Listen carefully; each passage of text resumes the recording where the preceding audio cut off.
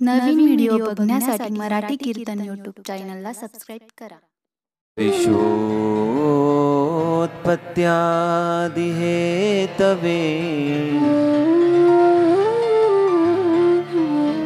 तापत्रय विनाशाय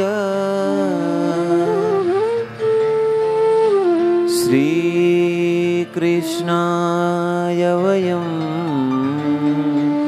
नुमः।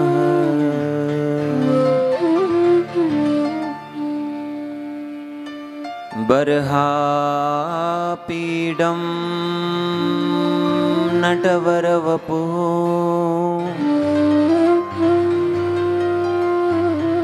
कर्णयो कर्णिकारम्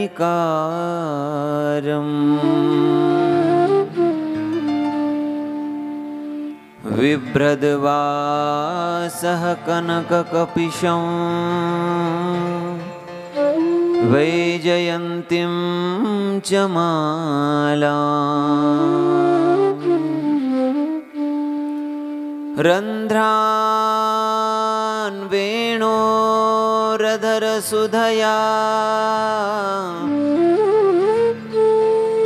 पूरयन् गोपवृन्दैः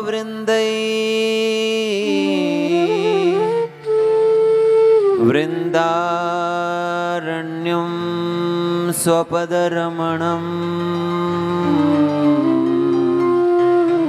प्राविशद्गीतकीर्ति।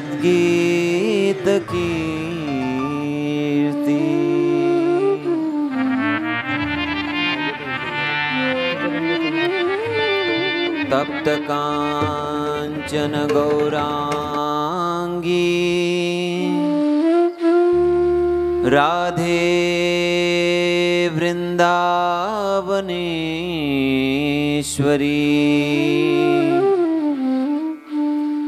वृषभानुसुते देवी त्वां नमामि हरिप्रिये।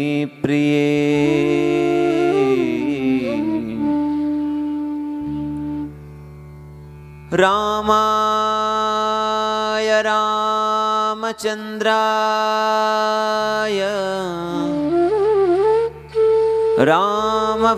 रामभद्राय वेदसे रघुनाथाय नाथाय सीताया पतये नमः। भक्ति भक्त भगवंत गुरु चतुर्नाम वपुएक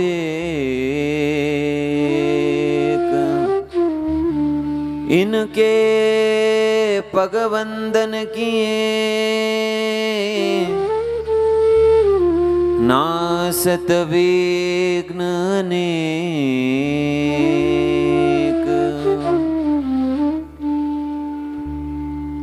राधा रमण बाधा हरण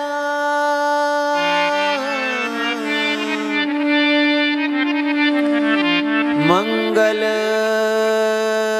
करण श्री श्याम।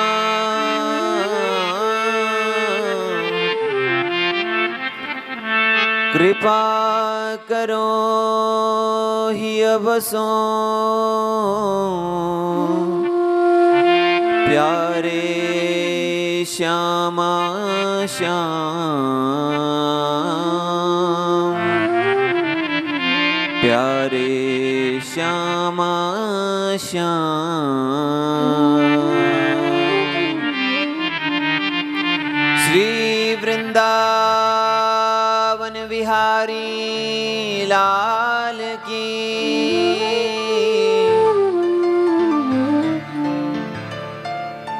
भागवत भगवान की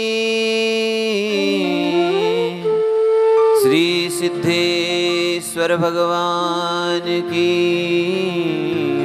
जय। रोकड़ोबा हनुमान जी महाराज की, पंढरीनाथ भगवान की जय जय श्री राधे,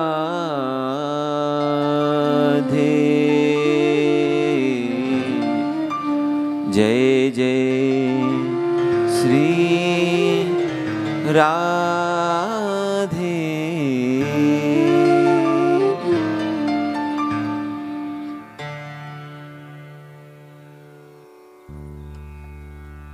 आइए हमारे साथ मिलकर के हम सभी अपने आराध्य भगवान बालकृष्ण की प्रार्थना करें।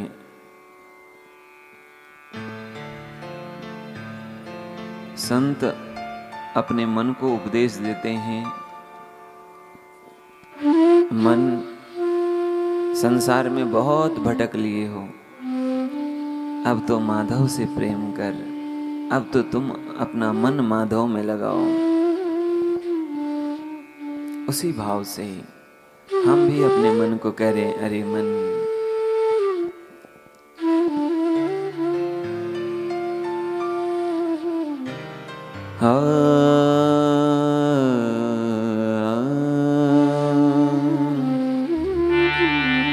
मन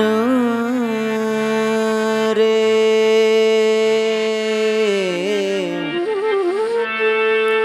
मन रे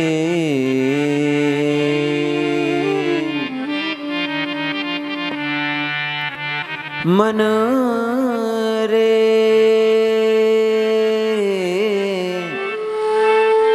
माधव सो करी प्रीति, मन रे माधव सो करी प्रीत, मन रे माधव सो करी प्रीति, मन रे माधव सो करी प्रीत,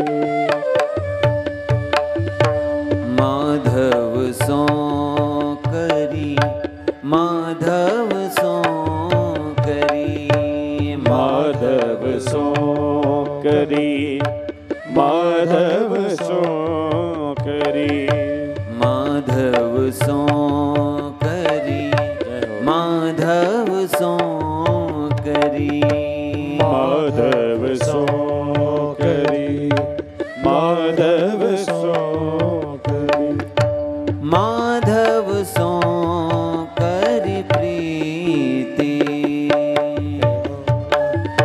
माधव सो करी प्रीत, मन रे माधव सो करी प्रीति, मन रे माधव सो करी प्रीत,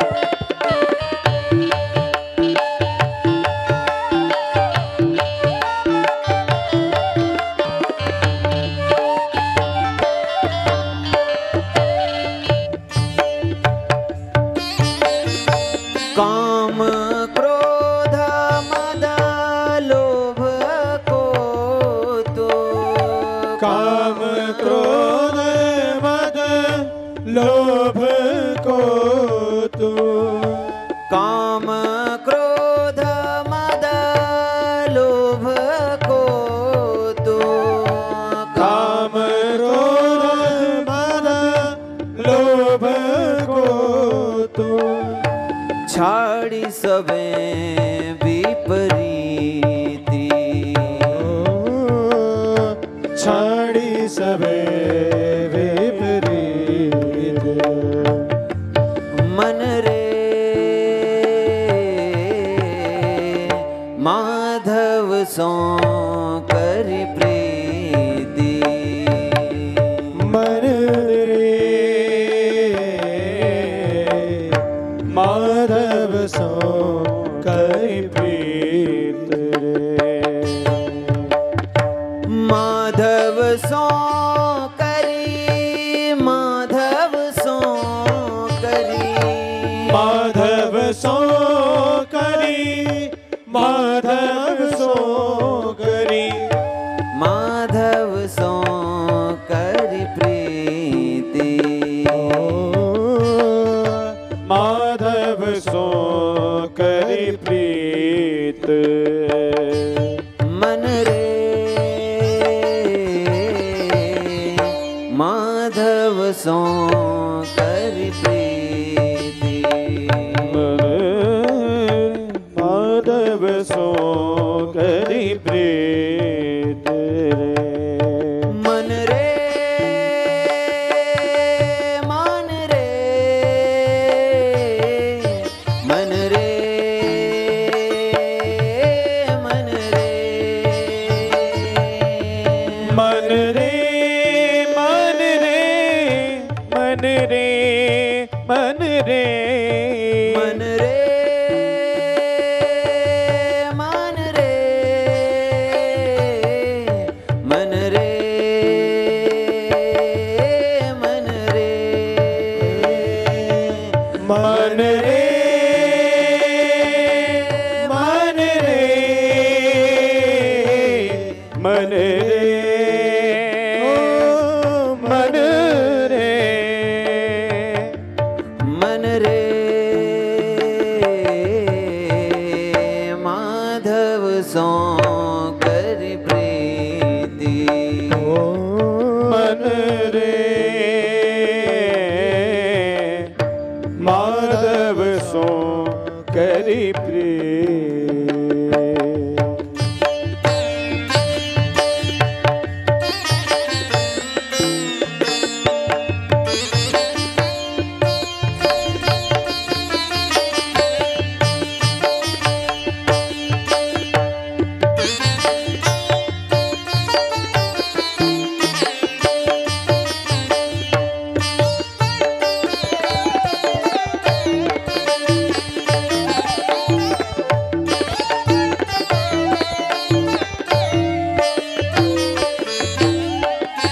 भोरा भोगी बन बन जाही भोरा भोगी बन बन जाए भोरा भोगी बन बन जाही भोरा भोगी बन बन जाही मोद न माने ताप मोद न माने काको सब कुसुमने मिली रस करे सबको सुमने मेरे रस करे कमल बंधावे आप कमल बतावे आप मन रे माधव सो कर प्रीति मन रे माधव सो करी प्रीत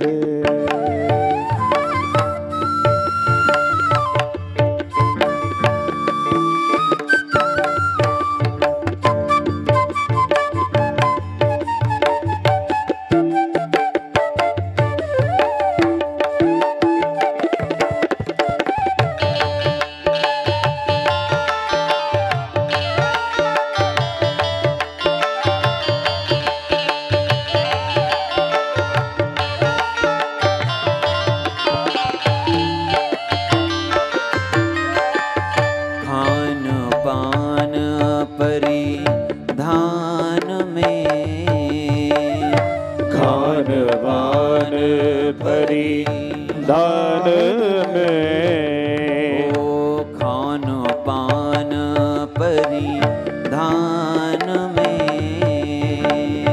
खान पान परिधान में, जो बन गयो सब बीती, जो बन गयो सब बीती, जो बिठ परातिया संग बस्यो, जो बिठ परातिया संग बस्यो, जो बिठ परातिया संग बस्यो, जो बिठ परातिया संग बस्यो, भोर भये भय भीति, भोर भये भय प्रीति, मन रे माधव सो कर प्रीति, मन रे माधव सो करी प्रीत,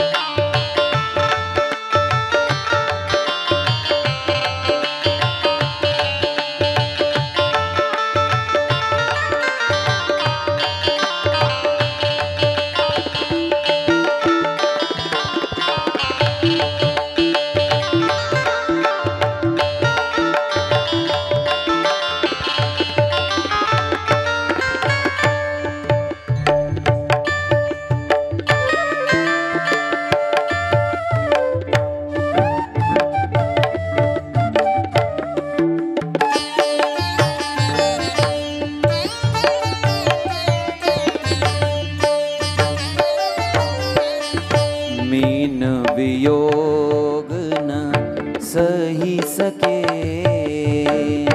मीन वियोग न सह सके, नीर न पूछे बात,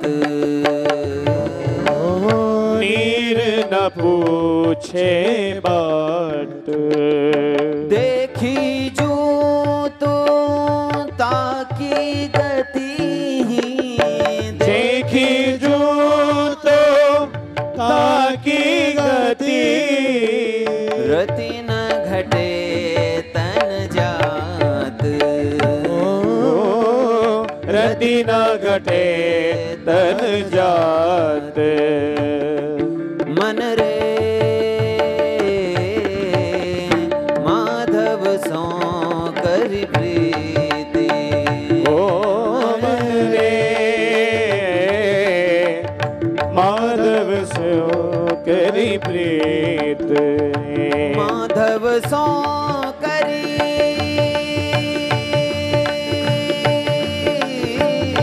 माधव सो करी, माधव सो करी, माधव सो करी, माधव सो करी, माधव सो करी, माधव सो करी, माधव सो करी प्रीति, ओ माधव सो करी प्रीत, गोविंद राधे राधे गोपाल राधे, गोविंद राधे राधे गोपाल राधे, गोविंद राधे राधे गोपाल राधे, गोविंद राधे राधे गोपाल राधे, गोविंद राधे राधे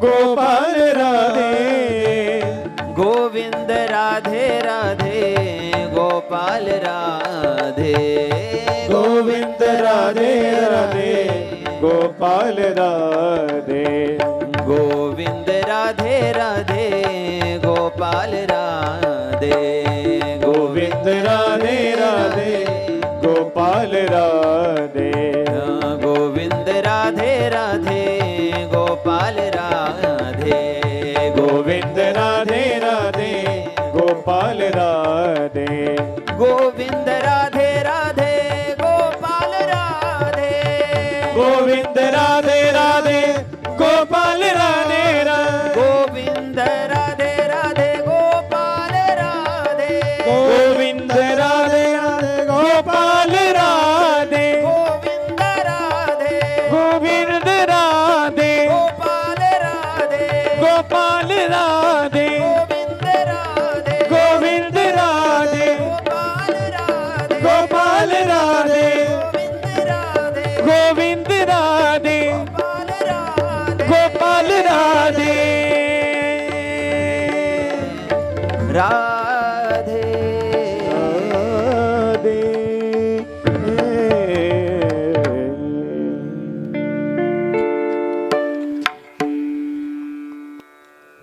हो मनो रे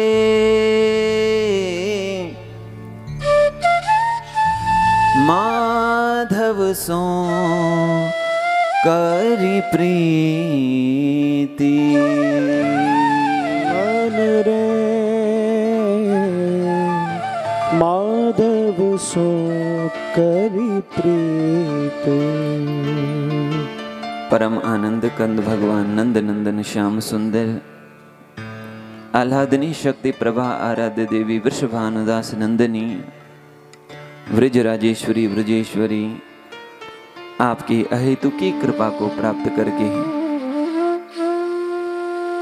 भगवान श्री सिद्धेश्वर व रोकड़वा हनुमान जी महाराज के मंदिर जीर्णोद्धार के रौप्य महोत्सव यानी रजत महोत्सव के उपलक्ष्य में आयोजित श्री सिद्धेश्वर मंदिर ट्रस्ट द्वारा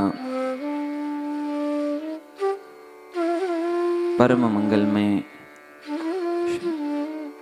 भगवत वांग्मय विग्रह भगवत शब्द विग्रह श्रीमद् भागवत महापुराण ज्ञान यज्ञ का आज चतुर्थ दिवस प्रारंभ हो रहा है। ग्राम देवता स्थान देवता सभी देवताओं को नमन करके देवियों को नमन करके हमारे मध्य उपस्थित परम पूज्य श्रद्धेय स्वामी शंकर महाराज जी पूज्य स्वामी कृष्णानंद जी महाराज और हमारी कीर्तन मूर्ति पूज्य संतोष जी महाराज व हमारे मंच पर उपस्थित सभी आचार्यगण और मंदिर ट्रस्ट के सभी सदस्य कसारा गांव के सभी आप भगवत कथा से प्रेम रखने वाले आप सभी मेरे बालकृष्ण के ही स्वरूप हैं। आप सभी को हृदय से नमन।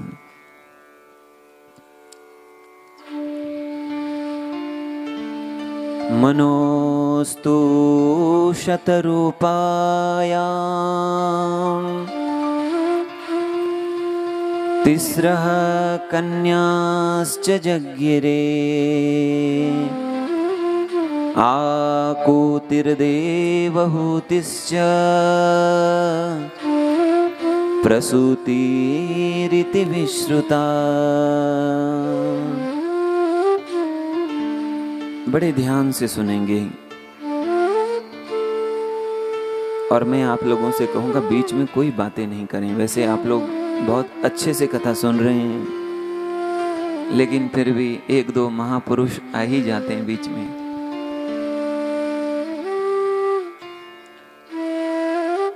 लेकिन बड़ी सावधानी से सुने। मां भगवती भागीरथी के तट पर श्री सुखदेव महाराज महाराज परीक्षित को यह पावन कथा सुना रहे हैं। और यह कथा आज से ठीक 4823 वर्ष पहले भाद्रपद मास नवमी तिथि से प्रारंभ हुई थी। शुकदेव भगवान ने भाद्रपद की नवमी तिथि से ही महाराज परीक्षित को कथा श्रवण कराना प्रारंभ किया और ठीक 4823 वर्ष पूर्व कल हमने सुना माता देहूती का चरित्र। एक माता देहूती जिनके यहां साक्षात भगवान ने अवतार लिया। ईश्वर को भी यदि कोई आकर्षित करता है, ईश्वर को भी यदि, कृष्ण का अर्थ है आकर्षण, कृष्ण शब्द का एक अर्थ है आकर्षण, लेकिन उस आकर्षण को भी जो आकर्षित करे वह है भगवत प्रेम। वो भगवत प्रेम जहां है वह श्री हरि वहां खींचे चले आते हैं। और वो सामर्थ्य एक मां में है, जिनकी करुणा, जिनका प्रेम, जिनका वात्सल्य केवल मनुष्य को ही नहीं, ईश्वर को भी अपनी ओर खींच करके ले आता है। ये आवाहन ही तो है, आवाहन। देवाहुति माने देवताओं का आवाहन, दिव्यता का आवाहन, दिव्यता का आकर्षण, दिव्यता की स्वीकृति। सब जगह है वो दिव्यता, पर कोई उसे आकर्षित करने वाला, ग्रहण करने वाला हो तो भौरा भी उड़ता है, उड़ उड़ करके कहां जाता है? फूल के ऊपर। मक्खी भी उड़ती है, उड़ उड़ तक कहां जाती है?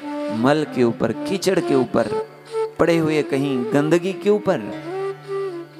दो जीव है सृष्टि में, फूल भी हैं, कीचड़ भी हैं, गंदगी भी है, अच्छाई भी है, लेकिन अपने स्वभाव के कारण एक भौरा फूल के ऊपर बैठ रहा है और एक भौरे की ही तरह, भौरे का ही आकार जिसको मिला है लगभग, वो मक्खी वह कीचड़ के ऊपर बैठती है, गंदगी के ऊपर बैठती है। आकार हर मनुष्य का एक ही है, लेकिन कोई संसार के विषय विषसंगा कुलदीय, संसार कर्दमा लेपा। संसार क्या बोले? कर्दम है। कर्दम शब्द का अर्थ संस्कृत में कीचड़। हम सब संसार रूपी कीचड़ में जाकर के बैठ जाते हैं, लेकिन धन्य है वो लोग जो संसार के कीचड़ में नहीं बैठते, बल्कि कहां? तव कथामृतम, वो कथामृत में बैठते हैं, अमृत पर बैठते हैं, कीचड़ में नहीं बैठते, अमृत में बैठते हैं।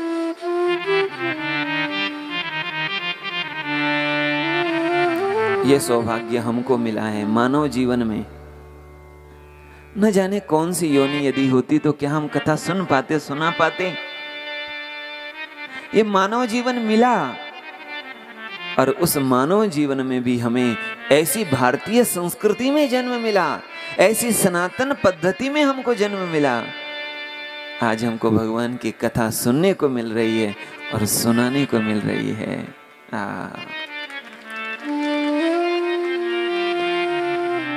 इस भारत भूमि में अनेक ऋषि हुए, अनेक मुनि हुए, अनेक संत हुए, और इसीलिए स्वाभिमान से कहते हैं, और कहना भी चाहिए, महाराष्ट्र क्या है? संतों की भूमि है। कहते होंगे हिमालय को देवताओं की भूमि, देवभूमि, लेकिन ये भूमि देवताओं की नहीं, संतों की भूमि है। एक संत का हमने सुना भाव। वो संत कह रहे थे, देवता हमारा भाग्य तो बदल सकते हैं, लेकिन देवता हमारा भाव नहीं बदल सकते। हमारा भाव तो हमारे संत ही बदलते हैं। देवताओं में वो सामर्थ्य नहीं कि वो हमारा भाव बदल दे, लेकिन हमारे भाव बदलने वाले ये संत हैं।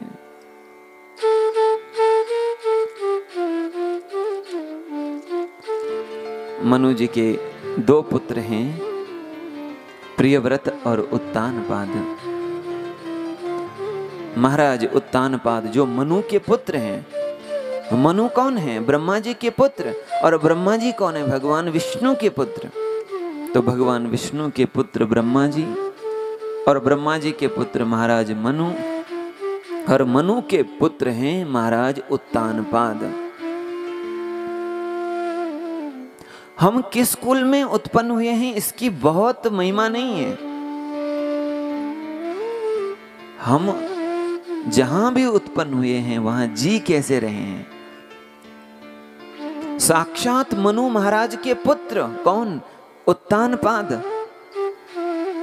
उत्तानपाद की 2 पत्नी हैं, प्रियव्रतोत्तानपादो शतरूपापते सुतो जाये उत्तानपादस्य सुनीति सुरुचिस्तयो। इनकी 2 जाया, जाया जाये द्विवचन, 2 पत्नी हैं। पहली है सुनीति और दूसरी है सुरुचि। सुरुचि प्रेयसी पत्युः नेतरा यत्सुतो ध्रुव।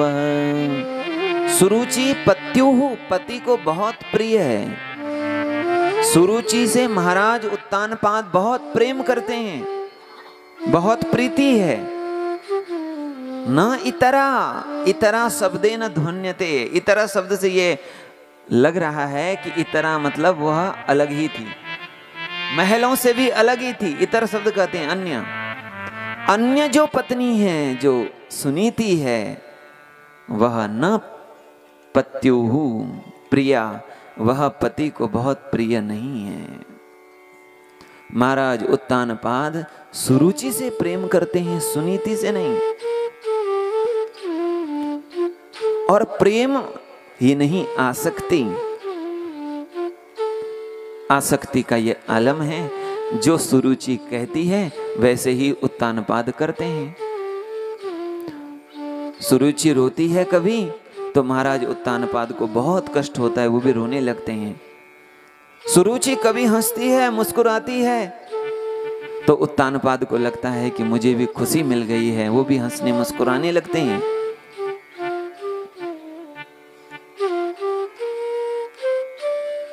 महाराज उत्तानपाद की पत्नी सुनीति को एक पुत्र है, उनका नाम है ध्रुव। और सुरुचि को एक पुत्र है, उनका नाम है उत्तम। हमारे जीवन में भी यदि हम देखें तो हमारे जीवन में हमारी भी 2-2 पत्नियां हैं सबकी। जीव जो है यही उत्तानपाद है और इसके पास 2 है। क्या? सु हटा दो, एक है नीति और एक है प्रीति। उपनिषद कहते हैं श्रेयश्च प्रेयश्च मनुष्यमेतस् तौ संपरित्य विविनक्ति धीरः। 2 रास्ते हैं, एक है श्रेय का और एक है प्रेय का। श्रेय मने नीति और प्रेय यानी प्रीति। हम भी हमारे जीवन में प्रीति को ही चुनते हैं, नीति का तिरस्कार कर देते हैं। हम भी अपने जीवन में नीति का तिरस्कार करके प्रीति को ही चुनते हैं। प्रीति से ही प्रेम करते हैं, प्रीति से ही लगाव रखते हैं, प्रीति को ही सम्मान देते हैं। वैसे ही महाराज उत्तानपाद ने भी सुनीति का तिरस्कार कर दिया और सुरुचि से ही प्रीति रखते हैं। जरा सोचिए, हम भी हमारे जीवन में क्या करते हैं? नीति के अनुसार चलते हैं या प्रीति के अनुसार? ज्यादातर काम हम प्रीति के अनुसार करते हैं। तभी कई लोग कहते हैं महाराज गुस्सा करना नहीं चाहते लेकिन कर बैठते हैं। नहीं बोलना चाहती हूं लेकिन बोल बैठती हूं। जो नहीं करना है वो हम कर बैठते हैं और जो करना है वो करते नहीं हैं। दुर्योधन ने क्या कहा? जानामि धर्मं न च मे प्रवृत्ति,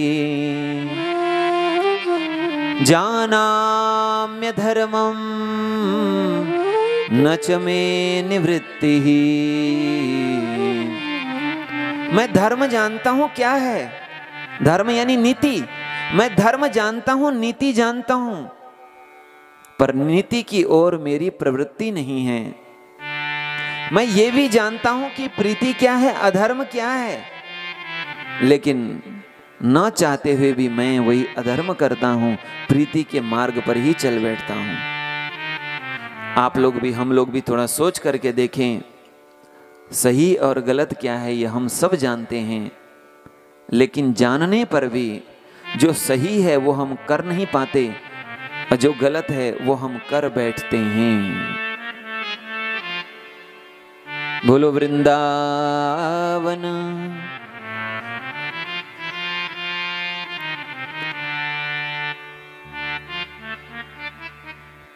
और इसीलिए एक दिन की बात है, महाराज उत्तानपाद अपने आसन में बैठे हैं।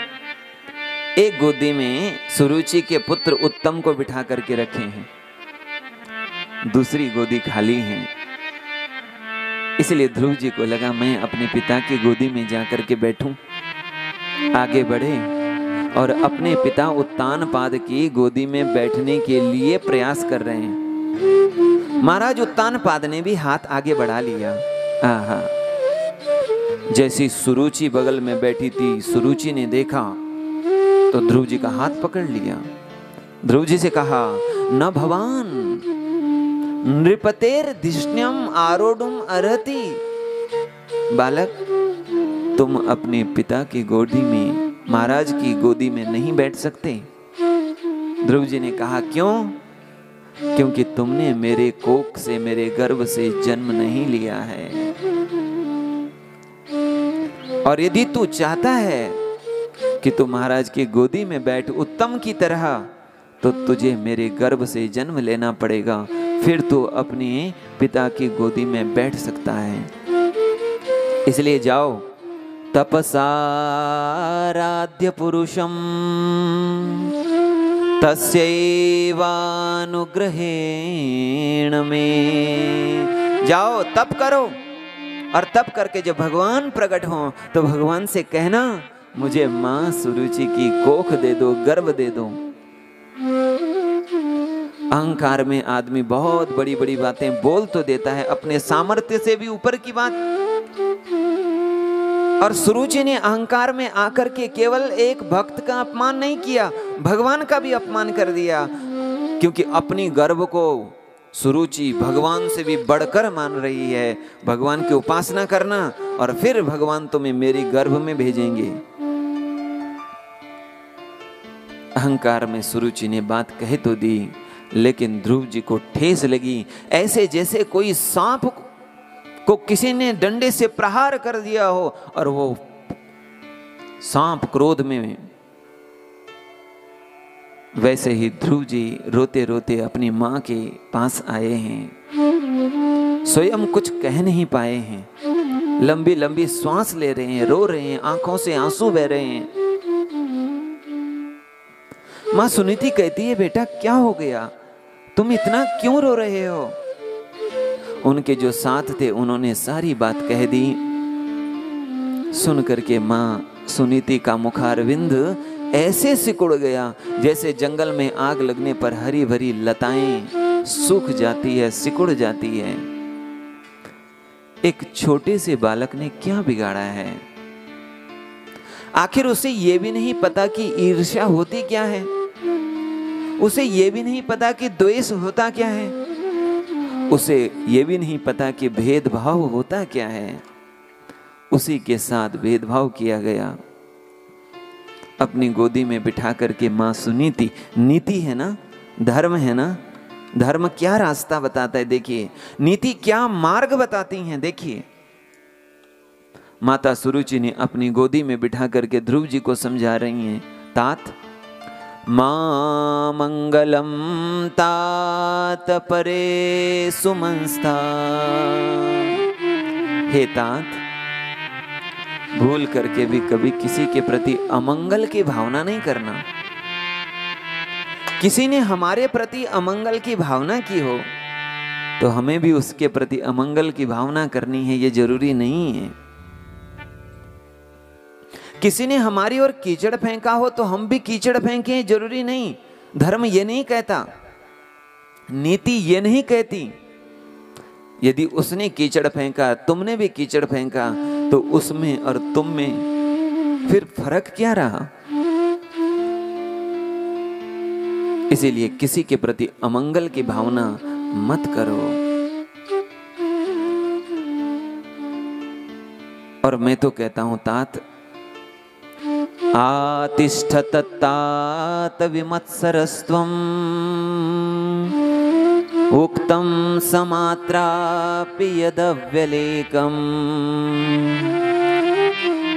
आराधयाधोक्षजपादपद्मम्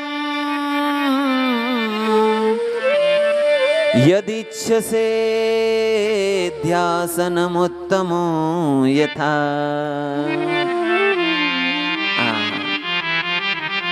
माता सुनीति कह रही है, तात तुम अपने मन में मत्सर भाव मत रखो, ईर्ष्या मत रखो।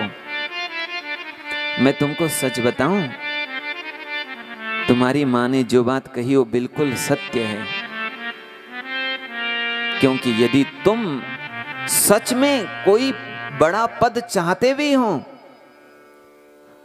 तो संसार के पीछे मत भागो। अरे ये तो राजा हैं तो एक देश के हैं, एक स्थान के हैं। लेकिन यदि तुम्हें कुछ बड़ा पद चाहिए तो तुम जो जगत के स्वामी हैं, ब्रह्मांड के स्वामी हैं, जिनके अनंत अनंत ऐश्वर्य है, वैभव है, ऐसे परमात्मा की शरण में क्यों नहीं जाते? आराधयाधोक्षज पाद पद्मम, जाओ ऐसे अधोक्षज भगवान के पाद पद्मों की तुम आराधना करो। माता सुनीति कहती है, तात तुम्हें पता है तुम्हारे दादाजी, परदादा, तुम्हारे दादाजी हो गए मनु, पिता हो गए उत्तानपाद के पिता ब्रह्मा जी, मनु के पिता ब्रह्मा जी। जानते हैं तुम्हारे परदादा ब्रह्मा जी को पद किसने दिया? ध्रुव जी कहते हैं, मां किसने दिया? भगवान नारायण ने। भगवान नारायण ही किन्हीं को ब्रह्मा जी का पद दे देते हैं, किन्हीं को इंद्र का पद दे देते हैं, किन्हीं को वरुण का पद दे देते हैं। और तुम ये भी जानते हो कि तुम्हारे जो दादाजी हैं मनु, उनको मनु किसने बनाया? तो ध्रुव जी कहते हैं, मां किसने बनाया? वह भी तो भगवान नारायण ने, जो संसार के बड़े बड़े पद देने वाले हैं, जो संसार में सबको पद देने वाले हैं, परम पद देने वाले हैं। तात उसी की आराधना करो, उसी का भजन करो। क्योंकि आज नान्यम ततः पद्म पलाशलोचना दुःखच्छिदं ते मृगयामि कंचना। आज इस संसार में तुम्हारे दुख को दूर करने वाला मुझे कोई दिखाई नहीं पड़ता। कौन दुख दूर करेगा हमारा, बताइए तो? जो सब दुखी हैं। कबीरा नानक सब जग दुखिया, सुखिया सोई जस नाम आधार। कोई तन दुखी, कोई मन दुखी, कोई धन बिन रहत उदास, और थोड़े थोड़े सब दुखी, सुखी राम के दास। जो स्वयं दुखी है वो हमारे दुख को दूर कैसे कर सकते हैं?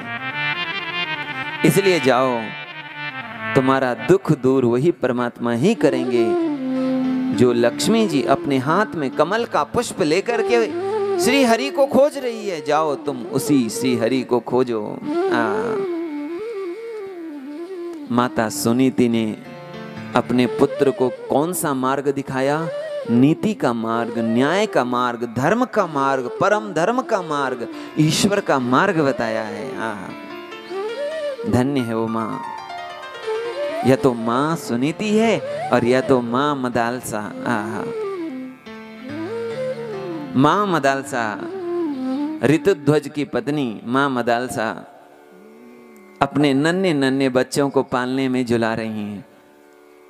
माताएं बच्चों को सुलाने के लिए जो गाती हैं उसे क्या कहते हैं? लोरी। क्या कहते हैं? मराठी में क्या कहते हैं?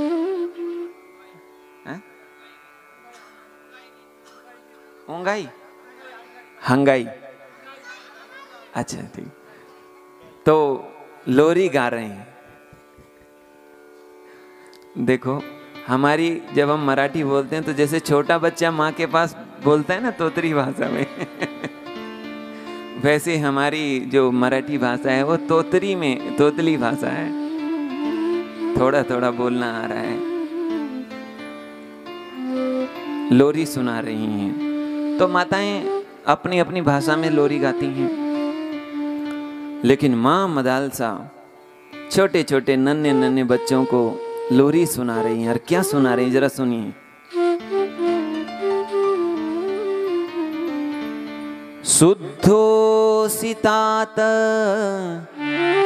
न तेस्ति नाम, शुद्धोऽसितात न तेस्ति नाम, कृतं हि ते कल्पनयाधुनैव, शुद्धोऽसितात न तेस्ति नाम, शुद्धोऽसितात न तेस्ति नाम, शुद्धोऽसितात न तेस्ति नाम, शुद्धोऽसितात न तेस्ति नाम, कृतं हि ते कल्पनयाधुनैव,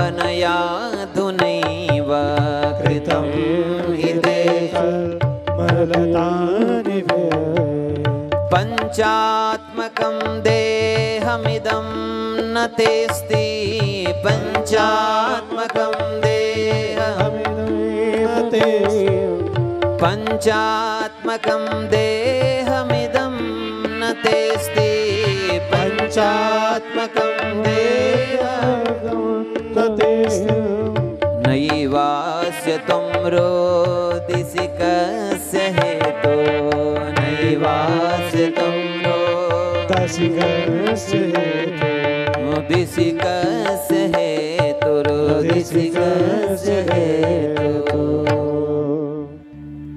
क्या लोरी सुना रही हैं? शुद्धोऽसितात न तेस्ति नाम। अरे तात पुत्र तुम शुद्ध हो, बुद्ध हो, मुक्त हो, न तेस्ति नामा तुम्हारा कोई नाम नहीं है। ये जो शरीर है पंचात्मकम देहम इदम न ते, ये जो शरीर है ये किसका है? बोले पंचात्मकम, पंचभूतात्मकम, पृथ्वी, जल, तेज, वायु, आकाश, पंच तत्वों से बना है। हम कहते हैं हमारा है, कोई कहता है घर हमारा है, वैसे हम इसको कहते हैं हमारा है, पर वास्तव ये किसका है? पंचभूतों का है।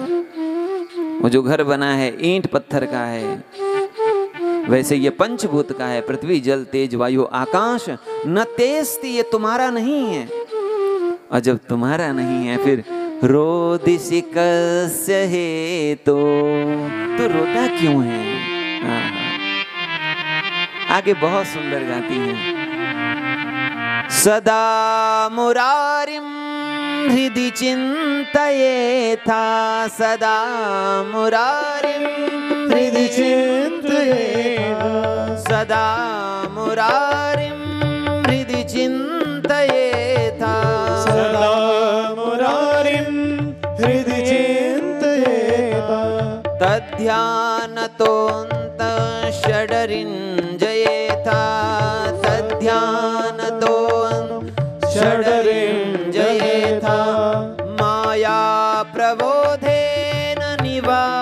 निवारयेथा माया प्रबोधेन निवारयेथा मायां प्रबोधेन निवारयेथा मायां प्रबोधेन निवारयेथा यनित्यतामेव विचार्ययेथा यनित्यतामेव विचार्ययेथा यनित्यतामेव विचार्ययेथा यनित्यतामेव विचारयेता सदा मुरारिं हृदि चिन्तयेथा सदा मुरारिं हृदि चिन्तयेथा हृदि चिन्तयेथा सदा मुरारिं हृदि चिन्तयेथा सदा सदा सर्वस्मिन् काले सदा सब काल क्या है? घडो तुझी मूर्ति क्या है? सदा माझे डोळे जडो तुझी मूर्ति सदा माझे डोळे जडो तुझी मूर्ति सदा मुरारिं हृदि चिन्तयेथा और उनका मुरारी का चिंतन करते करते अंतः सडरिंजयिता भीतर के 6 इंद्रियों पर विजय पालें, माया को ज्ञान से मिटा दें और यही भाव रखें यनित्यतामेव विचार्ययेथा। ये सब अनित्य है सब अनित्य है। माँ मदालसा ने जब उपदेश किया 1 2 के बाद 3 बच्चे जैसे बड़े हुए तीनों के तीनों संन्यास्त हो गए, सन्यासी हो गए, परिव्राजक हो गए।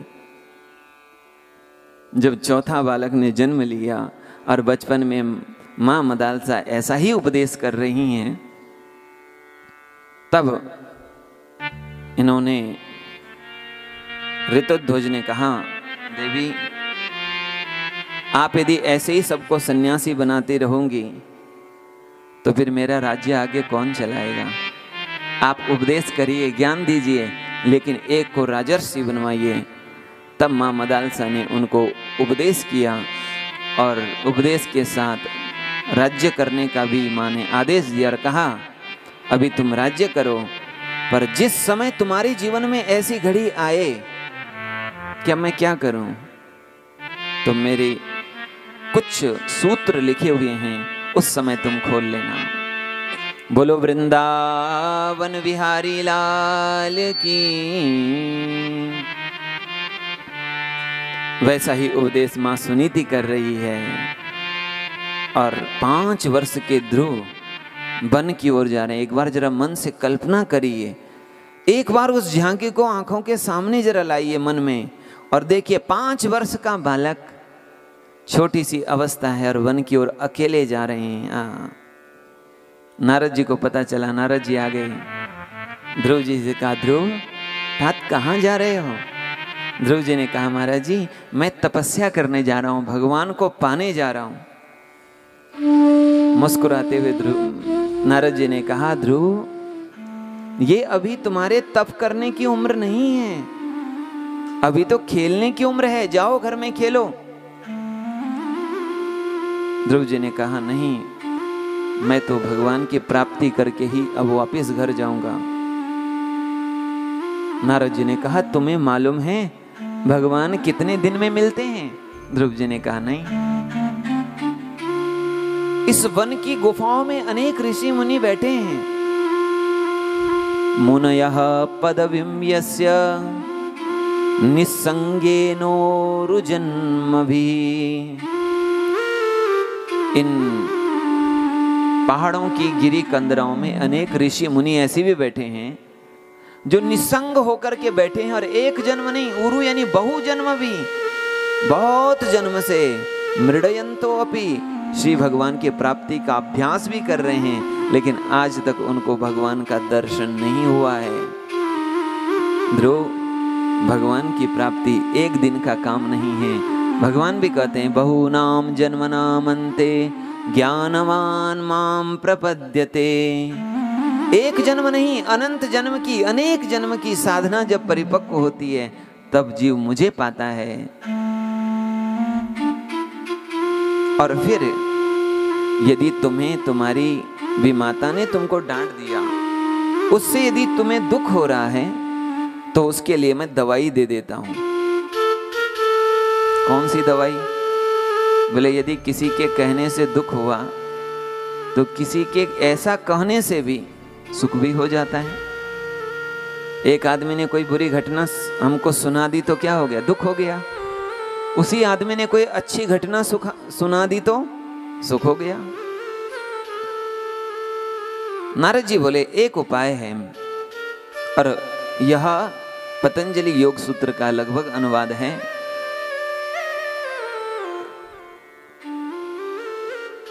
मैत्री करुणा मुदितोपक्षाणाम सुख दुख भावना तच्चित्त प्रसादनम। मैत्री करुणा मुदित उपेक्षाणाम सुख दुख पुण्य पुण्य विषयाणाम भावना तच्चित्त प्रसादनम। यहां पर नारद जी कहते हैं चार चीज ठीक से समझ लो। यदि मित्रता करनी है तो किससे? बोले सुखी लोगों से। और करुणा दिखानी है तो किसके प्रति? बोले दुखी लोगों से। और यदि मोद प्रमोद आनंद का भाव रखना है तो किसके प्रति? बोले पुण्यात्माओं के प्रति। और उपेक्षा यदि करनी है तो किसकी? बोले पापात्माओं की। और मैत्रीम समानात अमनविच्छेद। यदि आप मित्रता बराबरी में करोगे तो आपको दुख नहीं होगा, कष्ट नहीं होगा। अब अपने से आगे के लोगों से मित्रता करोगे तो वहां दुख होगा, कष्ट होगा। अपने से अधिक धनवानों के साथ ज्यादा मित्रता करोगे, पता चला कि वो ऐसे होटल में चले गए, बैठ गए, उन्होंने जो मंगाया वो आप नहीं मंगा पा रहे हो, कष्ट होगा कि नहीं होगा? ये वो चीज खा रहा है, मैं वो नहीं खा पा रहा हूं, कष्ट होगा। क्यों? आपकी मित्रता समानता में नहीं है। ध्रुव जी कहते हैं प्रभु आपकी बातें तो बहुत अच्छी लग रही हैं, अमृत जैसी बातें हैं आपकी। वैसे आप तो इस संसार में ऐसे विचरण करते हैं जैसे सूर्य नारायण जगत को प्रकाशित करने के लिए प्रकट होते हैं। वैसे आप भी जगत को ज्ञान देने के लिए ही जगत में भ्रमण करते हैं। पर क्या करें, माता सुरुचि के दुर्वचनों के बाणों ने मेरे हृदय को छननी कर दिया है, इसलिए आपका अमृत जैसा ज्ञान भी मेरे हृदय में टिक नहीं रहा है। ये वाणी, बड़ा सामर्थ्य है इस वाणी में। ये वाणी अब बाण भी बन जाते हैं, और ये वाणी का एक शब्द है वो पानी भी बन जाते हैं। जब बाण बनते हैं तो किसी को कष्ट देते हैं। बाण क्या चुभता है? ये हमारी वाणी बाण भी बन जाती हैं, किसी के हृदय को चुभती है, किसी को कष्ट पहुंचाती है, और यही वाणी किसी को शीतलता भी दे देती है। ऐसी वाणी बोलिए मन का आपा खोय, औरन को शीतल करे आप ही शीतल हो। वाणी ऐसी हो जो दूसरे को भी शीतल करे और अपने को भी।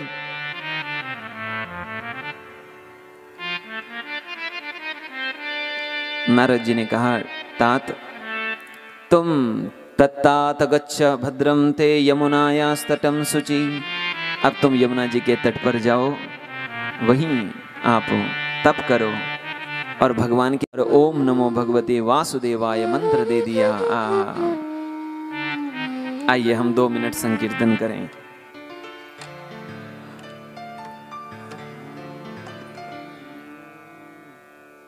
ओम नमो भगवते वासुदेवाय ओम नमो भगवते वासुदेवाय। ओम नमो भगवते वासुदेवाय। ओम नमो भगवते वासुदेवाय। वासुदेवाय नंदनंदनाय। वासुदेवाय नंदनंदनाय। वासुदेवाय नंदनंदनाय। वासुदेवाय नंदनंदनाय। ओम नमो भगवते वासुदेवाय। ओम नमो भगवते वासुदेवाय। गाइए, गाइए, आप भी गाइए।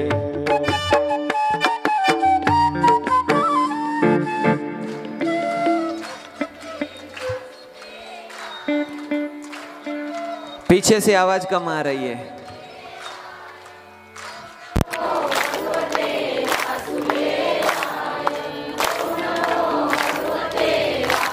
थोड़ा दोनों हाथ उठाइए।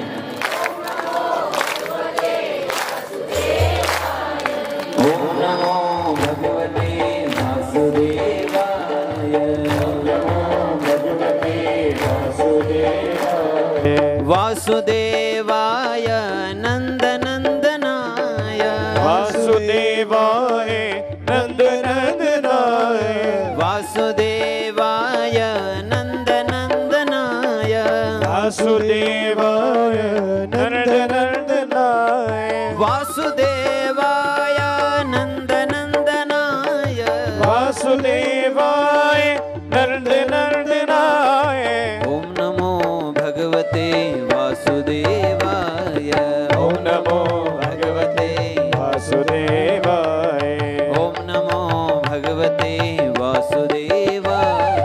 ओम नमो भगवते वासुदेवाय। वासुदेवाय नंदनंदनाय। वासुदेवाय नंदनंदनाय। वासुदेवाय नंदनंदनाय। वासुदेवाय नंदनंदनाय।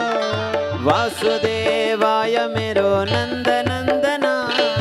वासुदेवाय मेरो नंदनंदनाय। ओम नमो भगवते वासुदेवाय। ओम नमो भगवते वासुदेवाय। ओम नमो भगवते वासुदेवाय। ओम नमो भगवते वासुदेवाय। वासुदेवाय नंदनंदनाय। वासुदेवाय नंदनंदनाय। वासुदेवाय नंदनंदनाय। वासुदेवाय नंदनंदनाय। बोलो वृंदावन बिहारी लाल की। जय हो।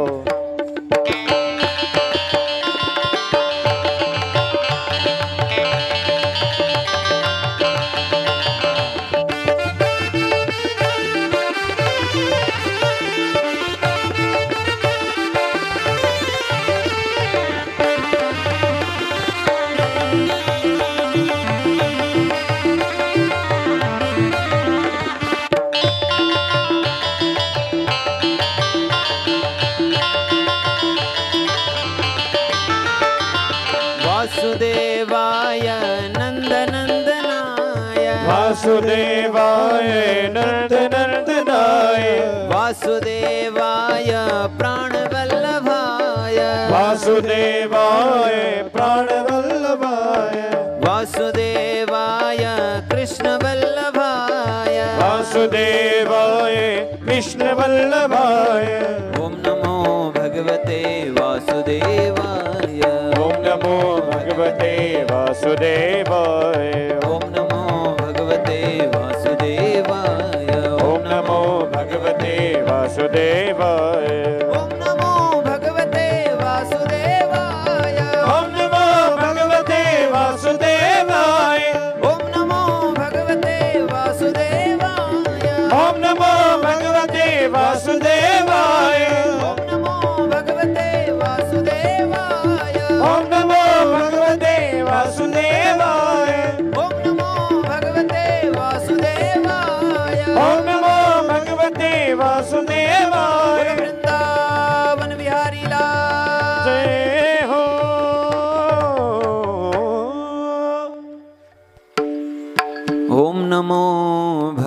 भगवते वासुदेवाय। ओम नमो भगवते वासुदेवाय। यह मंत्र दिया नारद जी ने और श्री भगवान के ध्यान करने की प्रक्रिया दे दी। भगवान का ध्यान कैसे करना है, उनका स्वरूप चिंतन कैसे करना है, भगवान का चतुर्भुज रूप में जो ध्यान है हृदय में वह बताया। और मधुवन में आकर के यमुना जी के तट में ध्रुव जी ने जो तपस्या की, पहले महीने की तपस्या शुरू की और 3 दिन में एक बार कपित्थ वदरासन, कैथ और बेर के फल पाते हैं, बस केवल एक बार, 3 दिन में एक बार साधना शुरू हुई और 3 दिन में एक बार केवल जंगल के कैथ और बेर के फल पाने हैं। और हम लोगों की जब साधना शुरू होती है तो दिन में 3 बार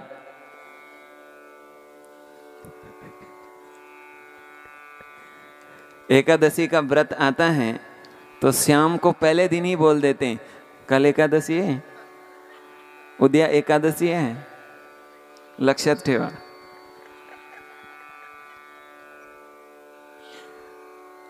यानी क्या, 1-2 रोटी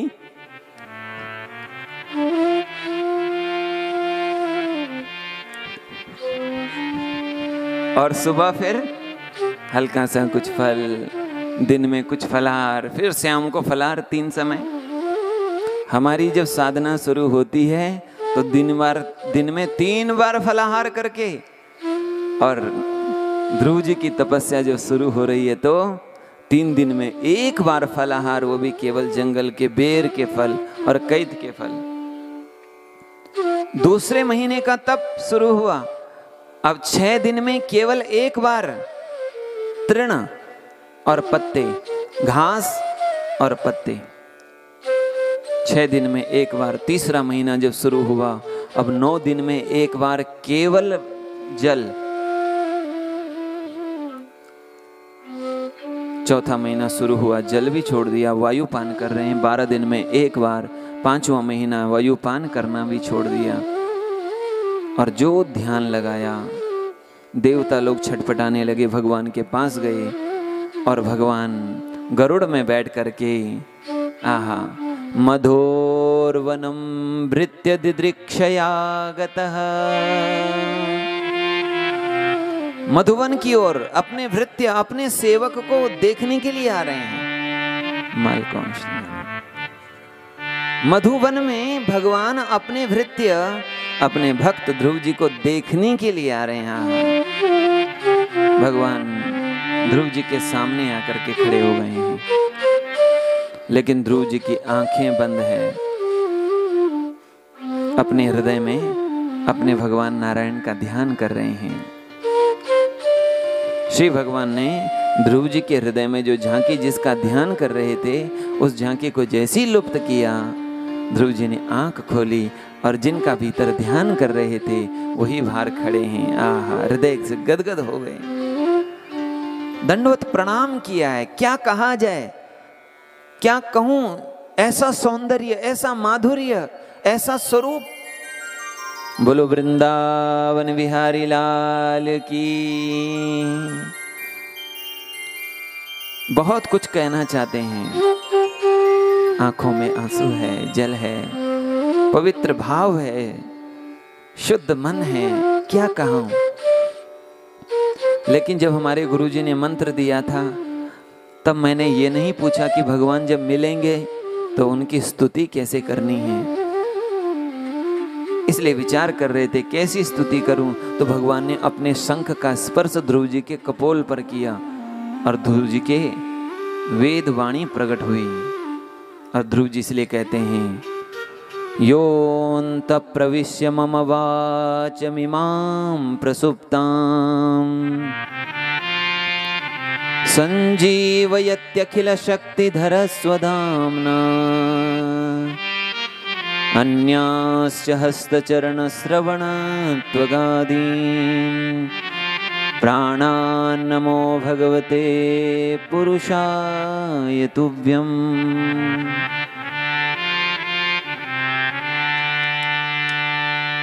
ध्रुव जी कहते हैं प्रभु आप बाहर ही नहीं हैं, एक रूप में आप बाहर खड़े हैं और एक रूप में आप मेरे भीतर हैं। आपने ही मेरी सोई हुई वाणी को जगाया है, आपने ही मेरी वाणी को चैतन्य बनाया है। और केवल वाणी नहीं, अन्य सभी इंद्रियों को जीवन देने वाले, चैतन्य देने वाले आप ही तो हैं। सब जगह आप ही हैं। जैसे लकड़ी में अग्नि है, वैसे समस्त संसार में आप ही विराजमान हैं। प्रभु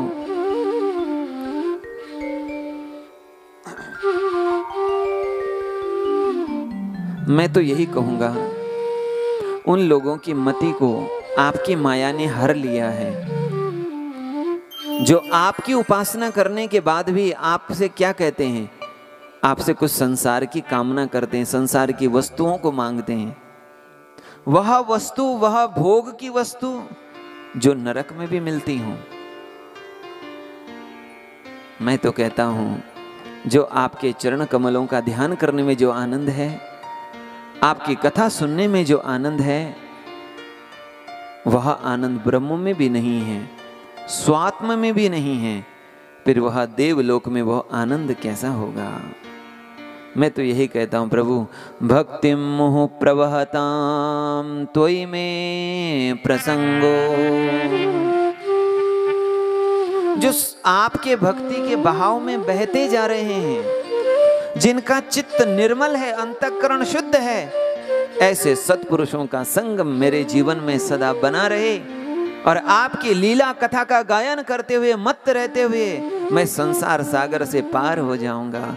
बोलो भक्तवत्सल भगवान की। इस प्रकार ध्रुव जी ने स्तुति की और श्री भगवान ध्रुव जी को वरदान देते हुए स्वधाम गए। लेकिन भगवान के अंतर्धान होने पर इधर ध्रुव जी मयि तन् प्रार्थितम व्यर्थम, मैंने जो ये चीज मांगी संसार के, क्या 36,000 वर्ष तक राज्य करूंगा।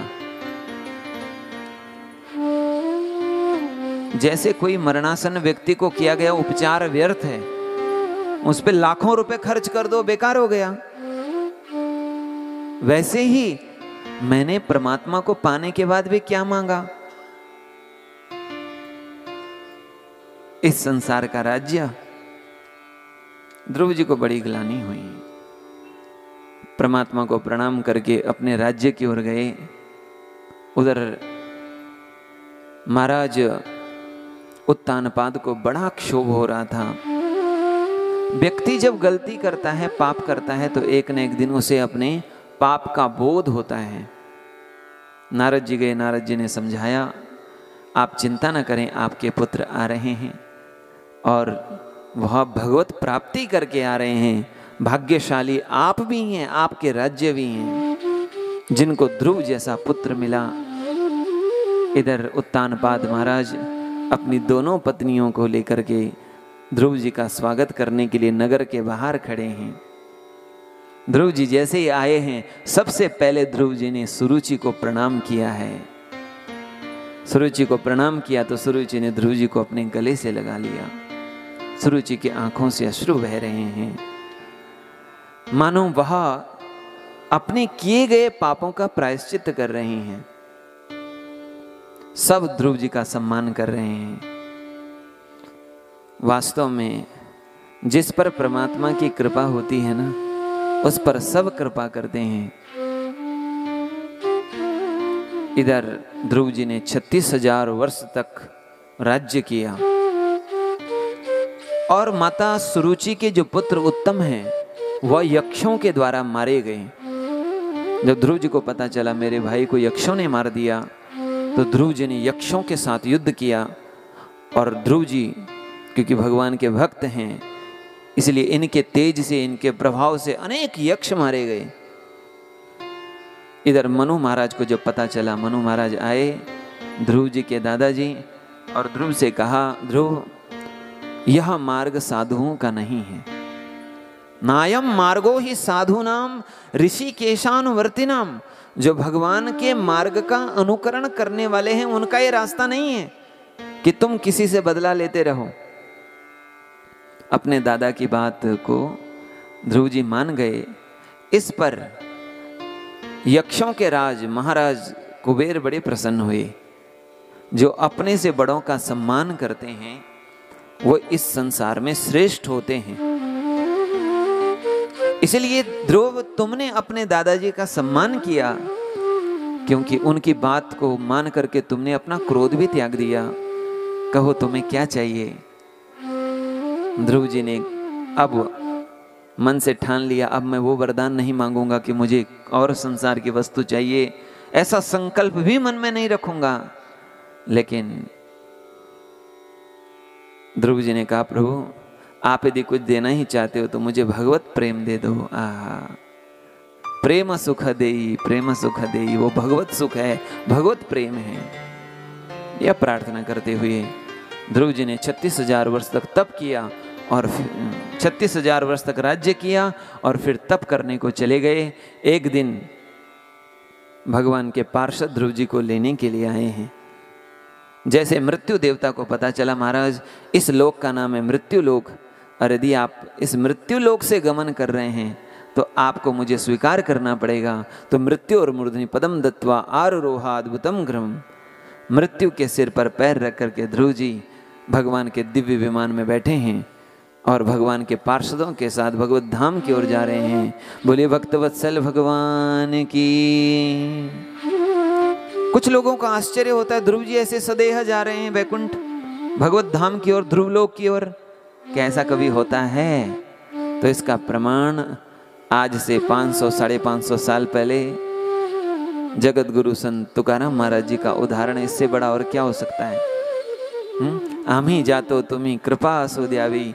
ये मुझे लगभग 16 साल पहले से याद है और अभी मैंने उसके बाद ये देखा भी नहीं। जब शुरुआत में हम ऋषिकेश आए थे बचपन में, उस समय हमारा ये जो साथ था तो लगभग सभी महाराष्ट्र के संत लोग थे, महाराज लोग रहते थे साथ में, मतलब हम लोग साथ ही रहते थे। तो उनके मुख से हमने तब सुना था, वो याद है हमें, आम्ही जातो तुम्ही कृपा सो द्यावी, सकाड़ा सांगावी विनंती माझी। यह कहते हुए तुकाराम महाराज सदैव वैकुंठ गए हैं। जैसे ही जा रहे थे ध्रुव जी विचार करने लगे, जिस माँ ने मुझे परमात्मा का मार्ग दिखाया, मैं तो माँ को ही छोड़ के आ गया। तो भगवान के पार्षदों ने कहा, जिन माँ ने आप जैसे पुत्र को जन्म दिया है वो माँ पीछे कैसे रह सकती है? वो देखो जो आगे जो विमान जा रहा है वो आपकी माता का ही है। बोलो वृंदावन बिहारी लाल की। हाँ पुत्रवती युवती जगमाही, पुत्रवती युवती जगमाही, पुत्रवती युवती जगमाही, पुत्रवती युवती जगमाही। रघुपति भगत जासु सुत होई, रघुपति भगत जासु सुत होई, रघुपति भगत जासु सुत होई, रघुपति भगत जासु सुत होई। पुत्रवती युवती जग सोई, पुत्रवती युवती जग सोई, पुत्रवती युवती जग सोई। इस संसार में वही माँ पुत्रवती युवती, पुत्रवती माँ वही धन्य है जो परमात्मा के भक्त को जन्म देती हो। आहा, जननी जने तो भक्त जने। माँ वही श्रेष्ठ है जो भक्त को जन्म दे। उन्हीं का जीवन धन्य है। और भगवान के नाम की महिमा देखिए। ध्रुव जी ने ग्लानी में भर करके भी भगवान का नाम लिया और भगवान धाम प्राप्त किया है। इसलिए गोस्वामी जी लिख रहे हैं, ध्रुव सगलानी जपेऊ हरि नाम।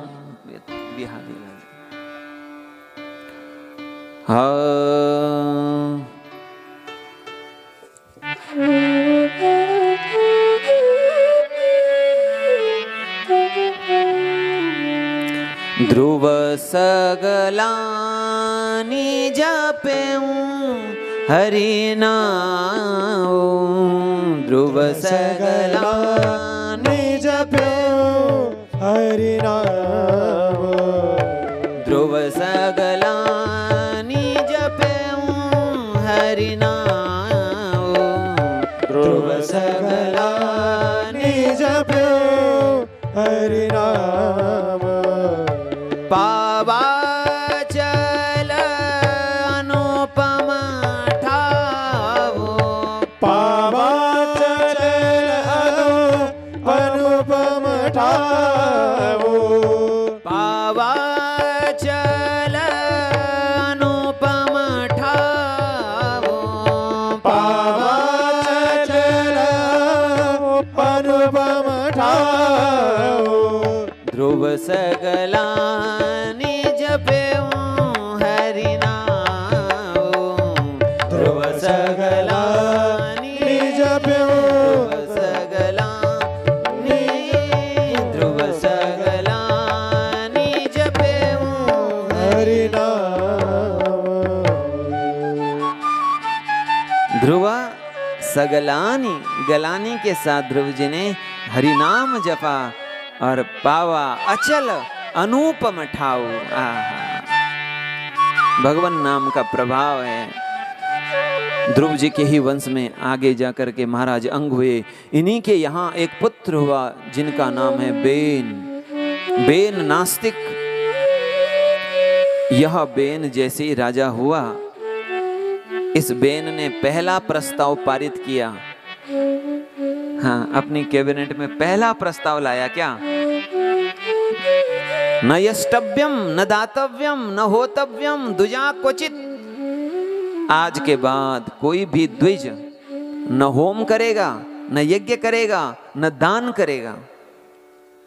और यदि किसी को होम यज्ञ हवन दान करने की आदत ही बन गई हो तो मेरे नाम का होम करें, मेरे नाम का हवन करें, यज्ञ करें और मेरे को ही दान दें। आज के बाद सारे शुभ कर्म बंद। इस प्रकार भेरी घोषेण सर्वसः घोषणा कर दी गई पूरे राज्य में। ऋषियों ने बेन को समझाया, यदि तुम पुण्य नहीं करोगे, दान नहीं करोगे, सत्कर्म नहीं करोगे, तुम्हारी आयु क्षीण होगी। ये तुम्हारे लिए ठीक नहीं है। महाराज बेन ने कहा, ये सब बेकार की बातें। वास्तव में कहा जाए तो देवता कौन है? बालिसा बतयूयम वह अधर्मे धर्म मानिनः। तुम लोग बिल्कुल बच्चे हैं, बच्चे। तुम अधर्म में धर्म मान रहे हो। ये वृत्तिदं पतिं हित्वा जारम पतिम उपासते। जो तुमको धन दे रहा है, भोजन दे रहा है, अपने वृत्ति देने वाले पति को छोड़ करके किसी यार पति की पूजा कर रहे हो। सर्वदेव मयो नृपः। सच कहा जाए तो राजा ही जो है वास्तव में देवता है। सारे देवता राजा में ही रहते हैं। इसलिए यदि तुमको पूजा करनी है तो मेरी ही पूजा करो। इस प्रकार बेन कह रहे हैं। ऋषियों के कहने पर भी जब नहीं माना तो ऋषियों ने एक हुंकार लगाई है और उस हुंकार के प्रभाव से महाराज बेन का प्राणांत हो गया। महाराज वेन के जांग का मंथन किया गया, जिससे एक पुरुष प्रकट हुआ, उसे का निषीदा नाम हुआ निषाद। छोटे कद का था वह, इसलिए उनका नाम हुआ निषाद। और दोनों भुजाओं का जब मंथन किया गया तो साक्षात पृथु और अर्ची पृथु भगवान प्रकट हुए। बोलो पृथु जी महाराज की। पृथु जी भगवान नारायण के अवतार हैं और अर्ची भगवान माता लक्ष्मी जी के अवतार स्वरूप हैं। जब पृथु और अर्ची का अवतार हुआ, देवताओं ने आकर के पुष्प बरसाए हैं, गंधर्वों ने गाए हैं और सूत मागध बंदी भगवान की स्तुति कर रहे हैं। और स्तुति करके कह रहे हैं महाराज आप तो ये हैं, आप ऐसे हैं, खूब बड़ी बड़ी बातें कर रहे हैं। जैसे आज के समय भी देखा जाता है, कोई नेता यदि जीत जाए तो उनके समर्थक लगाते हैं हमारा नेता तो ऐसा है, हमारा नेता ऐसा है। अभी तक कुछ किया है नहीं उन्होंने, पहले ही उनके नारे लग रहे हैं। तो नेताजी भी सोचते हैं पहले नारे लग गए तो अब काम करने की क्या जरूरत है। इसीलिए पृथु जी ने रोक दिया, रुकिए रुकिए, हे सूत हे मागध सौम्य बंधिंस, हे सूत हे मागध हे बंधी, आप लोग अभी मेरी जय जयकार मत करो, क्योंकि अभी तो आप लोगों ने मेरे कार्य को देखा ही नहीं है। मां मय्यबुन वितता गिरो वह, आप लोग जितनी बड़ी बड़ी बातें कर रहे हैं, यदि ये मैंने नहीं किया तो आपकी बातें मिथ्या हो जाएगी। सत्यसंध दृढ़ प्रतिज्ञा और प्रजा के लिए पिता के समान करुणा जिनमें है, सर्वमात्र प्राणियों के लिए जो शरण्य है, पर स्त्रियों के प्रति जिनके मन में मातृभाव है और पत्नी के प्रति आदर का भाव है, प्रजाओं के प्रति वात्सल्य भाव जिसके मन में है और ब्रह्मवादियों के प्रति कैंकर्य भाव जिनमें है, ऐसे पृथु जी महाराज सर्वगुण संपन्न। जब देखा भूमि से उपजाऊ नहीं हो रहा है तो भूदेवी से कहा वसुधे त्वाम वदिष्यामि, मैं आपका वध करूंगा। भूमि देवी दौड़ने लगी। जब महाराज पृथु ने यह कहा, भूदेवी रुक गई, गौ का रूप बना करके। भूदेवी कहती है क्या कहें, मेरे जो तत्व है, मेरे जो दुर्गुण, मेरे जो अंदर जो गुण हैं, मनुष्य अपने दुष्कर्मों के कारण से, पाप कर्मों के कारण से वो गुणों को नष्ट कर देते हैं। इसलिए यदि चाहिए आपको मेरे गुण चाहिए, मेरे भीतर के तत्व चाहिए तो बछड़ा बनिए। तब ऋषियों ने देवगुरु बृहस्पति को बछड़ा बनाया और वेदों का दोहन किया। देवताओं ने इंद्र को बछड़ा बनाया, सोमरस का दोहन किया। असुरों ने प्रहलाद जी को बछड़ा बनाया और मदिरा का, सुरा का दोहन किया। इस प्रकार सभी ने, गंधर्वों ने सौंदर्य का दोहन किया। इस प्रकार जिनको जो अभिष्ट चाहिए था उसका दोहन किया और पृथु जी ने 100 यज्ञ किए, जिसके फल स्वरूप भगवान नारायण आकर के प्रकट हो गए। भगवान नारायण कहते हैं पृथु जी आप कुछ मांगिए, क्या चाहिए। पृथु जी कहते हैं प्रभु मैं यदि आपसे संसार की वस्तु मांगूं तो वो तो नरक में भी मिलती है। आप कैवल्य के स्वामी हैं, आपसे संसार की वस्तु मांगने का मन नहीं है। हाँ, आप यदि चाहते हैं, आप यदि कृपा करना चाहते हैं तो एक कृपा करिए। आपकी कथा सुनते सुनते ना मेरे 2 कान तृप्त नहीं होते हैं। आहा, मेरे ये 2 कान आपकी कथा सुन करके तृप्त नहीं होते हैं। इसलिए मेरे इन 2 कानों में आप 10,000 कानों की शक्ति दीजिए, जिसमें निरंतर आपकी कथा ही सुनता रहूं, आपकी कथा ही सुनता रहूं, सुनता ही रहूं बस। विधत्स्व कर्णा युतमेश में वरह, मुझे यदि वरदान देना है तो यही वरदान दीजिए। एक बार पृथु जी ने सभा को संबोधित किया और पृथु जी के राज्य में एक बार सनक, सनंदन, सनातन, सनत कुमार 4 ऋषि आए। चारों ऋषियों के आगमन को देख करके पृथु जी ने उनका स्वागत किया। पूजा केना अंजसा भवेत, क्षेम का अर्थ कल्याण किससे हो, कल्याण का साधन क्या है। जब पृथु जी ने सनकादि ऋषियों से ये पूछा तो महाराज सनत कुमार उपदेश कर रहे हैं। सनत कुमार कहते हैं महाराज शास्त्रेषु यानेव सुनिश्चितो नृणाम् क्षेमस्य सद्यग्विमृशेषु हेतु असंग आत्मा व्यतिरिक्तात्मनि श्रद्धारतिर्भक्तिरनुक्रमिष्यति। असंग आत्मा व्यतिरिक्त आत्मनि दृढ़ारतिर्ब्रह्मणि निर्गुणे चया। सारे शास्त्रों का सार यही है, असंग आत्मा व्यतिरिक्त, आत्मा से जो व्यतिरिक्त है उससे असंग हो जाओ। यानी आत्मा परमात्मा को छोड़कर जो भी कुछ और चीज है उससे असंग हो जाएं, और जो निर्गुण परमात्मा है, ईश्वर है, उससे एक रूप हो जाएं। यही कल्याण का साधन है। हमारा मन संसार से हट करके परमात्मा में लगे, यही हमारे कल्याण का साधन है। सनत कुमार ऋषि कह रहे हैं, भगवान में दृढ़ा रति प्रीति हो जाए, यही कल्याण का साधन है। लेकिन वो प्रीति कैसे हो, तो वहां बताया, सा श्रद्धया भगवत धर्मचर्यया जिज्ञासयाध्यात्मिक योग निष्ठया। श्रद्धा होनी चाहिए तब भगवत धर्मचर्या, भगवत धर्म की, ये भागवत धर्म का आचरण करने से, जिज्ञासा से, आध्यात्मिक योग निष्ठा से, योगेश्वर भगवान की उपासना से और भगवान की कथा सुनने से भगवान से प्रेम होगा, भगवत प्रेम होगा। और भगवत प्रेम ही कल्याण का साधन है। इस प्रकार पृथु जी को उपदेश किया। पृथु जी ने सनकादि ऋषियों को वंदन किया। इसके बाद पुरंजनोपाख्यान है और इस प्रकार यहाँ पर चौथा स्कंद पूरा होता है। बोलो वृंदावन बिहारी लाल की। महाराज उत्तानपाद के चरित्र हमने सुना। अब प्रियव्रत का उपदेश, प्रियव्रत का चरित्र है। गोस्वामी जी कहते हैं,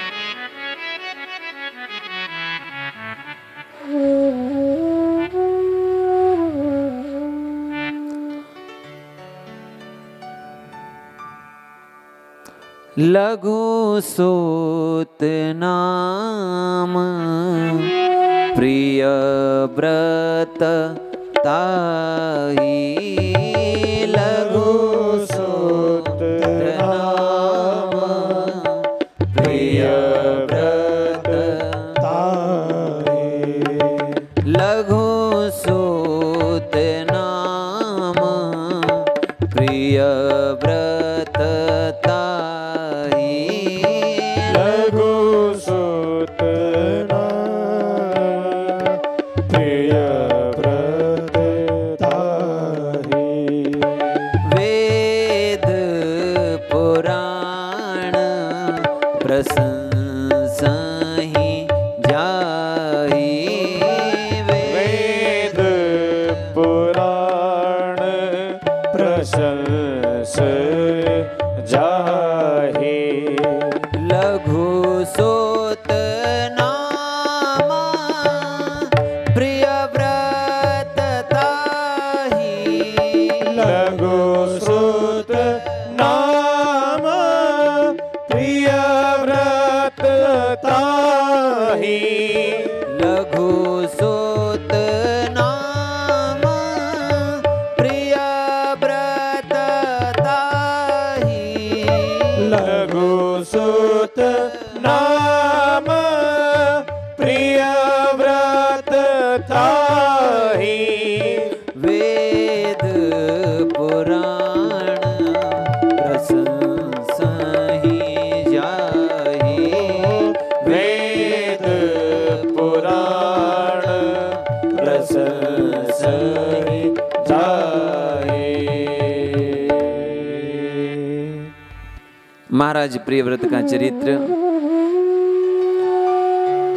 प्रियव्रतो भागवतः आत्मा राम कथं मुने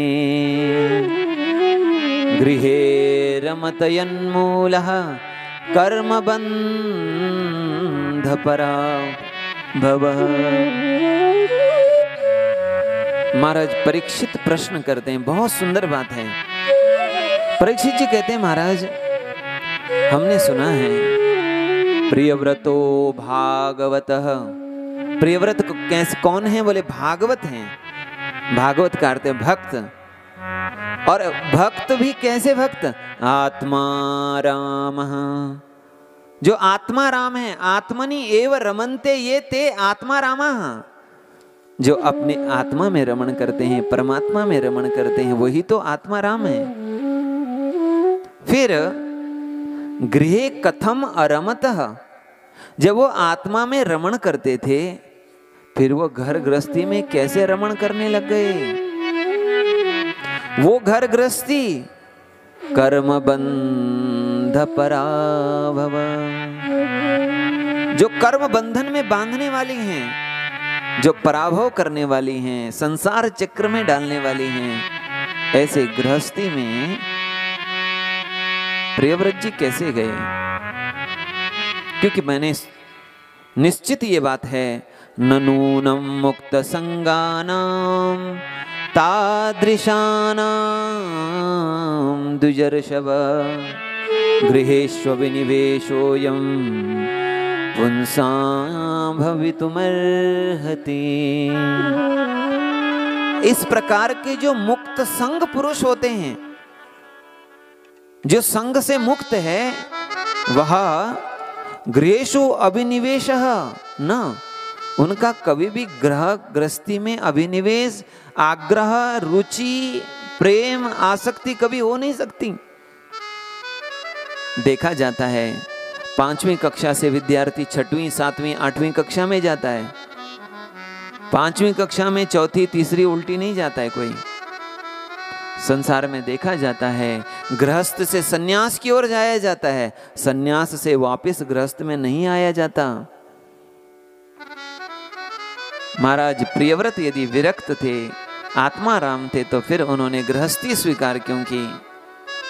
तो यहाँ पर सुखदेव भगवान कहते हैं, बाढ़म उक्तम भगवत उत्तम श्लोक श्रीमद् भगवत चरणारविंद मकरंद रस आवेशित चेतसो भागवत परमहंस दयित कथाम किंचित अंतराय विहिताम स्वशिवतमाम पदवीम न प्रायण हिन्वन्ति। भावार्थ यही है, जो एक बार भगवान के चरणारविंद मकरंद का पान कर लेते हैं, वो फिर उनके चरणों को छोड़ नहीं पाते हैं। सब चीज छूट सकती है, लेकिन इनका सौंदर्य, इनका माधुर्य, इनका लावण्य, इनके मकरंद का पान करने पर फिर वो छूटता नहीं। एक बार माला हाथ में आ गई तो फिर माला छूटती नहीं है। लेकिन जब प्रियव्रत जी नारद जी के साथ गंधमादन पर्वत पर भजन कर रहे थे, तप कर रहे थे, उस समय प्रियव्रत जी पूर्ण विरक्त अवस्था में थे। लेकिन प्रियव्रत जी के पिताजी मनु जी चाहते थे कि प्रियव्रत विवाह करें, क्योंकि प्रियव्रत जी पूर्ण विरक्त है। और ऐसा संयमी, योगी, विरक्त, जिसकी संसार में आसक्ति नहीं है, ऐसा व्यक्ति यदि गृहस्थी करता है तो उससे गृहस्थ पावन होता है, पवित्र होता है।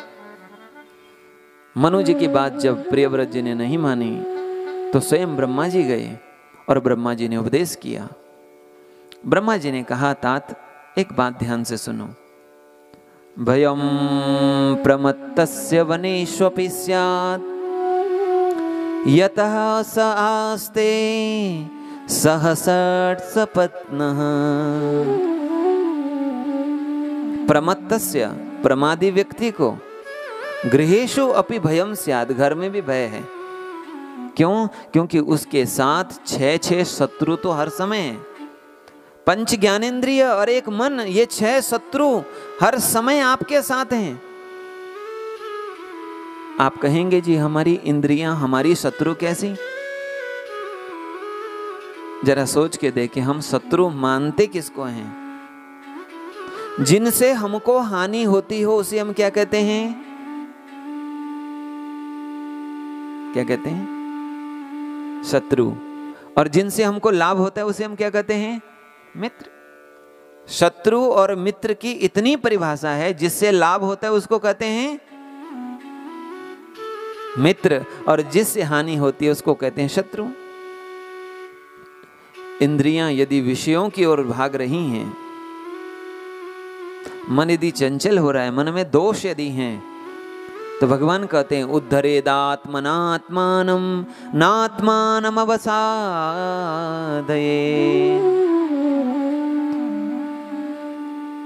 अपना उद्धार करो अपने से ही, अपना पतन मत करो अपने से। देखो,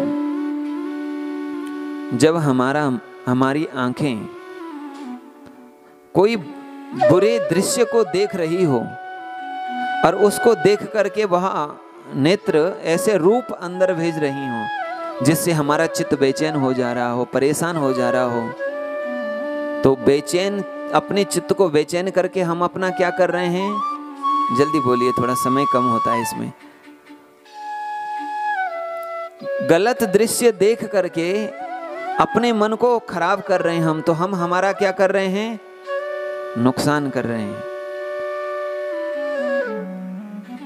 व्यर्थ की बातें सुन करके हम अपना मन खराब कर रहे हैं, बुद्धि खराब कर रहे हैं। हम अपना क्या कर रहे हैं? व्यर्थ की बातों को अपने मन में लगा करके हम अपना मन खराब कर रहे हैं, बुद्धि खराब कर रहे हैं। हम अपना क्या कर रहे हैं? नुकसान कर रहे हैं। और कथा सुन रहे हैं कानों से, रूप दर्शन कर रहे हैं। रूप पाहता लोचनी, हाँ क्या है? सुख झाले हो साजे तोहा विठ्ठला वरवा तोहा। जब हम पंडरीनाथ प्रभु के दर्शन कर रहे हैं, श्री कृष्ण के दर्शन कर रहे हैं, उनके दर्शन करने से हमारे चित्त को आनंद मिल रहा है। हम अपने को क्या दे रहे हैं? सुख, आनंद। जब हम अपने आप को सुख दे रहे हैं तो हम हमारे शत्रु उस मित्र है, और जब हम अपने आप को दुख दे रहे हैं तो हमारे शत्रु हो गए। तो यही इंद्रियां हमारी शत्रु भी है और मित्र भी हैं। यदि ये हमारे वश में होंगी, इनको हम सही जगह लगाएंगे। इसलिए क्या कहा? सोई रसना जो हरि गुण गावे, सोई रसना जो हरि गुण गावे, सोई रसना जो हरि गुण गावे, सोई रसना जो हरि गुण गावे। रसना कौन श्रेष्ठ? जो हरि का गुण गाए। आंख वही श्रेष्ठ जो भगवान के दर्शन करे, कान वही श्रेष्ठ जो भगवान की कथा सुने, जिह्वा वही श्रेष्ठ जो भगवान के प्रसादी ग्रहण करे, हृदय वही श्रेष्ठ जो भगवान का आलिंगन कर भगवान के भक्तों का आलिंगन करे। इसीलिए 6 शत्रु हमारे साथ हैं। जो प्रमादी व्यक्ति हैं उसे घर में भी भय है, और जो सजग है वो घर में रह करके भी अपना कल्याण कर सकता है। जब ब्रह्मा जी ने ये उपदेश किया, इसलिए कहा विमुक्त संग प्रकृतिम भजस्व, मुक्त संग होकर के प्रकृति का सेवन करो। और उपनिषद का पहला मंत्र का पहला घोष है ईशावास्यमिदं सर्वं यत्किंच जगत्यां जगत् तेन त्यक्तेन भुञ्जीथाः, तेन त्यक्तेन भुञ्जीथाः। श्रुति कह रही भुञ्जीथाः, भुञ्जीता का अर्थ है भोगम कुरु, भोग करो। क्या कह रहे हैं? भोग करो। कौन कह रहे हैं? श्रुति। श्रुति कह रही है खूब भोग करो, लेकिन तेन त्यक्तेन भुंजीथा, त्याग पूर्वक भोग करो, मुक्त संग रह करके भोग करो। बोलो वृंदावन। इसलिए इन्होंने विवाह किया बरहेशमती नाम विश्वकर्मा की पुत्री से, और इनको 10 पुत्र हुआ। 10 पुत्रों में पहले पुत्र का नाम है आग्नेत्र, दूसरा है इदमजिह्वा, यज्ञबाहु, महावीर, हिरण्यरेत, घृतपृष्ठ, सवन, मेधातिथिर और वीतिहोत्र और कवया। इनमें 3 जो पुत्र थे वह कवि, महावीर और सवन, ये ऊर्ध्वरेता सन्यासी हुए। और 7 पुत्रों को 7 द्वीप का राजा बना दिया, जिनमें 7 द्वीप है जम्बू, प्लक्ष, शाल्मली, जम्बू, प्लक्ष, शाल्मली, कुश, क्रौंच और शाका, पुष्कर संज्ञा। ये 7 द्वीप है। 7 द्वीप के को 7 जो पुत्र है अग्निद्र, इदमजिह्वा, यज्ञबाहु आदि, उनको 7 द्वीपों का राजा बना दिया। जम्बू द्वीप के राजा हैं महाराज अग्निद्र, और महाराज अग्निद्र के जो पुत्र हुए उनका नाम है नाभि। नाभि को अजनाभ खंड का राजा बनाया, और इन्हीं के यहाँ ऋषभ भगवान ने अवतार लिया। बोलो ऋषभ भगवान की। इंद्र की पुत्री जयंती से इनका विवाह हुआ, और इनको 100 पुत्र हुए, जिनमें बड़े पुत्र हैं भरत जी। येषाम खलु महायोगी ज्येष्ठ श्रेष्ठ गुण आशीद, येनेदम वर्षम भारतम इति विपदिशन्ति। इन भरत जी के कारण से ही इस अजनाभ खंड का नाम भारत वर्ष पड़ा। बोलो भारत माता की। और ऋषभ भगवान अपने 100 पुत्रों को बिठा करके उपदेश कर रहे हैं। आहा, गृहस्थ का सुख क्या है? देखो, गृहस्थ का सुख क्या है? यही सुख है। और यहां तो क्या कहते हैं? या सुखा कारणे देव वेड़ावला वैकुंठ सोडोनी। या सुखा कारणे, इस सुख के लिए, ये जो सुख है, ये जो आनंद है गृहस्थ में, जब परिवार बैठे और मिल करके संकीर्तन करे तो यही आनंद है, यही सत्संग है। गृहस्थ में परिवार जब बैठ करके भगवान की कथा सुने, चाहे भगवत चर्चा करे, यही तो आनंद है। बैठ करके भगवान का गुणगान हो, सच्चिंतन हो, सत्संग हो। इसीलिए ऋषभ देव भगवान अपने 100 पुत्रों को उपदेश कर रहे हैं। आहा, हे पुत्र का, आप लोग जानते हो ये मानव जीवन क्यों मिला है? क्या कभी आप लोगों ने विचार किया, कभी सोचा, कभी जानने का प्रयास भी किया? आप लोग बोलेंगे महाराज इतना सोचने का समय कहाँ है, यहाँ तो कितने ही काम हैं। पेट भरने की चिंता है, परिवार पालने की चिंता है, नौकरी की चिंता है, स्वास्थ्य की चिंता है, कितनी चिंता है, सामाजिक चिंता है, कितनी चिंता है, सबकी चिंता है। हमको सबकी चिंता है, पर हमको अपनी चिंता नहीं है, मेरा कल्याण कैसे हो।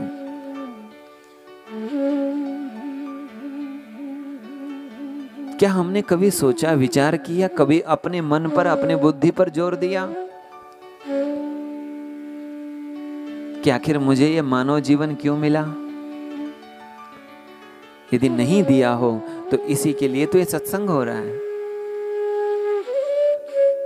ये नहीं समझना कि महाराज आए और वही हमको उपदेश कर रहे हैं। नहीं नहीं, ये मेरी वाणी नहीं है, मेरा उपदेश नहीं है, ये परमात्मा का ही उपदेश है। इसलिए ऋषभ भगवान कहते हैं, पुत्रों एक बात ध्यान से सुनो, हमें जो ये मानव जीवन मिला है, नायम देहो देह भाजाम नृलोके कष्टान कामान अर्हते विड्भुजाम ये तपो दिव्यम पुत्र कायेन सत्वम शुद्धेदि अस्माद् ब्रह्म सौख्यम त्वनंतम। ये मानव जीवन जो हमें मिला है, ये केवल खाने पीने सोना और बच्चे पैदा करने के लिए ही नहीं मिला है। क्यों? क्योंकि ये तो पशुओं को भी मिला है। जो काम ये हम कर लेते हैं ये तो पशु भी कर लेते हैं। विडभुजाम, तो फिर ये जीवन मिला क्यों? तपो दिव्यम, दिव्य तप करने के लिए। जानते हैं आप लोग यहाँ 3 घंटे बैठे हैं तो क्या कर रहे हैं? तप कर रहे हैं। शरीर से बैठे हैं तो शारीरिक तप, मन से भगवत चिंतन हो रहा है तो मानसिक तप, और वाणी से मौन है, भगवान का नाम ले रहे हो तो ये वाचिक तक। कायेन वाचा मनसेन्द्रियैर्वा, प्रत्येक इंद्रिय से क्या हो रहा है? तप हो रहा है, तप। और उस तप का फल क्या है? शुद्धेत यस्मात् ब्रह्म सौख्यम त्वनंतम। ये तप करने से अंतःकरण शुद्ध होगा, चित्त शुद्ध होगा, और उस चित्त शुद्धि का परिणाम है अनंत ब्रह्म सुख की प्राप्ति होगी। आहा, महत् सेवाम द्वार माहुर विमुक्ते है। महापुरुषों की सेवा मोक्ष का द्वार खोल देती हैं, और कामी लोगों का संग हमें संसार बंधन से बांध देता है। इसलिए जीवन में बहुत महत्वपूर्ण है कि हम संग किसका कर रहे हैं। बहुत बाद में पता चलता है ये बातें, जब मराठी में बोलते हैं, पता नहीं ये शब्द बोलना चाहिए या नहीं बोलना चाहिए, बोलते हैं जब वाट लग जाती है। बोलो वृंदावन बिहारी लाल की। यानी जब जीवन में कुसंग करने से जब कुछ बचा ही नहीं, इतनी गलत आदतें लग गई है, खान पान बिगड़ गया, रहन सहन बिगड़ गया है, जब कहीं के नहीं रहे तब होश आता है कि मैंने तो संग अच्छा नहीं किया। और आज हम इसी की चर्चा आगे करने वाले हैं। एक ऐसा संग जहां अजामिल जैसा पवित्र व्यक्ति एक संग के कारण से ही उसका पतन हो गया। श्रेष्ठ ब्राह्मण कुल में उत्पन्न हुआ, विप्र कुल में जन्मा हुआ अजामिल, जिसके माता और पिता दोनों पवित्र आत्मा, पिता त्रिकाल संध्या करते हैं, और उनका संग करने से अजामिल भी त्रिकाल संध्या करता है, वेद पढ़ता है, शास्त्र पढ़ते हैं, चिंतन मनन करते हैं। परिवार में सत्संग का माहौल है, भजन का माहौल है, सब कुछ अच्छा है, अच्छे संस्कार हैं, खुद अच्छे रास्ते पर चल रहे हैं, लोगों को वही रास्ता दिखा रहे हैं। इसीलिए स्वयं का जीवन अच्छा है तो एक अच्छी पत्नी भी मिली जो साध्वी है, स्वभाव से, व्यवहार से, कुल से, आचरण से। अजामिल का विवाह हुआ। एक दिन पिता के कहने पर अजामिल लकड़ी बिनने के लिए, पुष्प चुनने के लिए वन में गया है। वन में गया तो एक दृश्य देखा, एक दृश्य का संग हो गया। लोग कहते हैं आजकल दृश्य, आजकल जैसे मर्जी वैसे रहें, क्या होता है? कुछ नहीं। एक दृश्य देखा, एक वेश्या शराब पी हुई है, उसके साथ एक पुरुष जो शराब पी करके आपस में मिल करके चेष्टा कुचेष्टा कर रहे हैं। उनके वस्त्र भी ठीक से पहने हुए नहीं हैं, शराब पी करके इस प्रकार की चेष्टा कर रहे हैं। अजामिल की दृष्टि जैसे ही गई है उनकी ओर, उनको देख करके, अजामिल को देख करके और चेष्टाएं करने लगे। अजामिल ने मुख फेर लिया और अपने रास्ते पर आगे बढ़े और लकड़ी बिन करके चले तो आए, पुष्प लेकर के चले तो आए, और आते आते थोड़ा घूम करके देख भी रहे थे। मन में एक वासना, एक इच्छा, एक संकल्प, जरा देखो ये लोग कैसी चेष्टा कर रहे हैं, क्या करते हैं ये लोग। देखते देखते जा रहे हैं घर की ओर। घर में गए, आज संध्या बंधन में मन नहीं लगा, रह रहकर वही चिंतन आ रहा है। वो वैश्या, वह अभद्र पुरुष आपस में जो चेष्टाएं कर रहे हैं, उनके वस्त्र पहनाओ, उनका जो व्यवहार है, उनका जो बर्ताव है, वासना पूर्वक उनका जो संग है, वो जब अजामिल के मन में आ रहा है, संकल्प आ रहा है, असंकल्पात् जयेत कामम। आज मैं भागवत जी पढ़ रहा था, मुझे एक बहुत अच्छा श्लोक मिला। नारद जी उपदेश कर रहे हैं धर्मराज युधिष्ठिर को, और ये बिल्कुल यदि कोई लिखना चाहता है लिख लें। हमको कई लोगों ने पूछी ये बात, अनुभव की बात तो है ही, लेकिन शास्त्र आधार होता है तो उसमें बल मिलता है। लोग कहते हैं महाराज काम को कैसे जीतें, क्रोध को कैसे जीतें, लोभ को कैसे जीतें, तो लिख लो। देवर्षि नारद जी कहते हैं असंकल्पात, असंकल्पित रहने से काम पर विजय पालोगे। मन में संकल्प ना आए।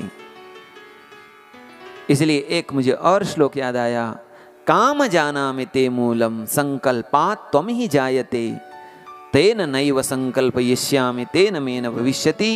अरे काम मैं जानता हूं, तुम्हारा आधार क्या है? संकल्प विकल्प। तुम्हारा मैं संकल्प ही नहीं करूंगा तो तुम मेरे में आओगे कैसे? असंकल्पात् जयेत कामम। असंकल्प रह करके हम काम पर विजय कर सकते हैं। लेकिन आज संध्या में बैठा हुआ अजामिल के मन में संकल्प आ रहे हैं, चिंतन आ रहा है, संकल्प विकल्पात्मकम मना। एक बार मन हुआ जाऊं उस वेश्या से मिलूं, और न चाहते हुए भी अजामिल उस वेश्या की ओर चला गया। वेश्या के पास गया, कुछ दिन तो छुप छुप करके मिलने चला गया, फिर धीरे धीरे उस वेश्या के साथ ही विवाह कर लिया। अपनी पति परायणा साध्वी स्त्री को त्याग दिया, घर का धन चुरा करके ले जाता है। दोनों माता पिता दुखी हैं, और धीरे धीरे अजामिल के उस वेश्या के द्वारा 10 पुत्र हो गए। 10 में सबसे छोटे जो पुत्र है उनका नाम है नारायण। वह भी किन्हीं संत के कहने से उन्होंने वो नारायण नाम रखा। उन परिवार का भरण पोषण करने के लिए अजामिल चोरी करने लगा, डकैती करने लगा। जो कर्म एक विप्र को नहीं करना चाहिए वो सब वो करने लगा। ये सारा परिणाम किसका है? कुसंग का। क्षण संगेन साधुसु, एक क्षण का संयोग हमें पतन भी करा सकता है, और एक क्षण का संयोग हमारा उद्धार भी कर सकता है। इसलिए सूरदास जी कहते हैं, तजी मना हरि विमुखन को संग।